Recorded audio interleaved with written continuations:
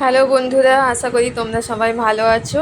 তো আজকে দেখো আমি একটা রেসিপি শেয়ার করছি তোমাদের সাথে, পনিরের রেসিপি। তো তার জন্য কিছু গুঁড়ো মশলা এখানে গুঁড়িয়ে নিচ্ছি, গোটা জিরে, গোটা ধনে আর গরম মশলা, এলাচ, দারচিনি, লং আর একটা শুকনো লঙ্কা। শুকনো এই যে একটু ড্রাই রোস্ট করে নিলাম, দিয়ে এটা গুঁড়িয়ে নেব মিক্সিতে। এবার এখানে পনিরগুলো একটু হাই ফ্লেমে ভেজে নিতে হবে, তাহলে পনিরগুলো ভালো ভাজাও হয়ে যাবে আর নরম থাকবে পনিরগুলো। তোমরা চাইলে এখানে গরম জলে, বাটিতে একটা গরম জল করে সেখানে পনিরগুলো ডুবিয়ে রাখতে পারো নুন জলে।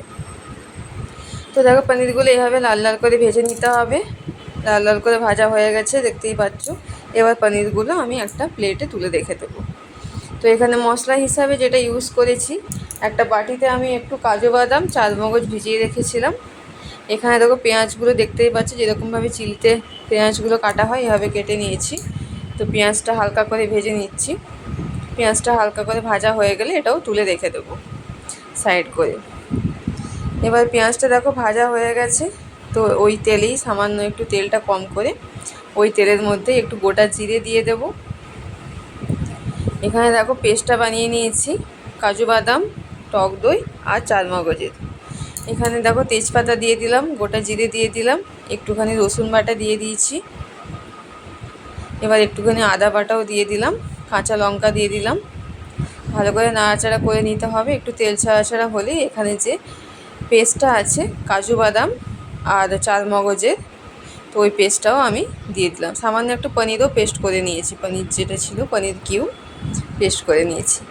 এটা দেখো ভালো করে, আর এখানে দইটা আমি দেখো জল ঝরিয়ে রেখেছি, তো ভালো করে ফেটিয়ে নিলাম।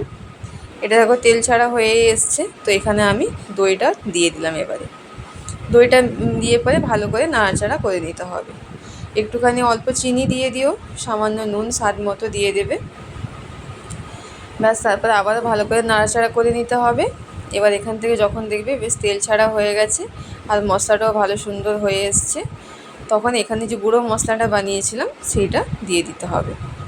এটা দিয়ে দেওয়ার পরে এখানে যে ভেজে রাখা পনিরগুলো ছিল তার আগে একটু গরম জল দিয়ে দিও, যেরকম গ্রেভি চাও সেই হিসাবে। তারপরে জলটা ফুটে উঠলে যে ভেজে রাখা পনিরগুলো আছে সেই পনিরগুলো এখানে মিক্স করে দিতে হবে। ব্যাস, পনিরগুলো দিয়ে নাড়াচাড়া করে নিলেই তৈরি হয়ে গেল দই পনির। তো এটা তোমরা বাড়িতে অবশ্যই বানিও, এবং খুব সহজেই বানানো হয়ে যায় আর খুব কম টাইমেও হয়ে যায়। তো এটা তোমরা রুটি বা পরোটার সাথে অবশ্যই সার্ভ করতে পারো।